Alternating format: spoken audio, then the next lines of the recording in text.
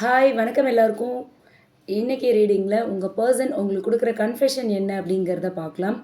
உங்கள் பர்சன் உங்களுக்கு என்ன கன்ஃபெஷன் கொடுக்க போகிறாங்க அப்படிங்கிறது தான் இப்போ நாம் பார்க்க போகிறோம். லவ்.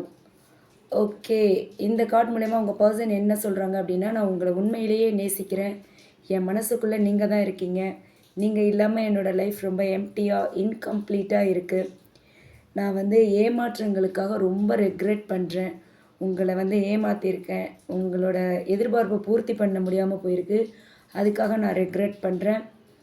இதுக்கு முன்னாடி நடந்த past problems, past issues and டிஸ்டன்ஸை நினச்சி நான் ரொம்ப வருத்தப்படுறேன். ஆனால் இப்போது நான் உண்மையாக உங்களுக்கு ஒரு கன்ஃபெஸ் பண்ணியே ஆகணும். நீங்கள் என் லைஃப்பில் இருக்கணும். நம்ம பாண்ட் நம்மளோட பாண்டை நான் செரிஷ் பண்ணுறேன்.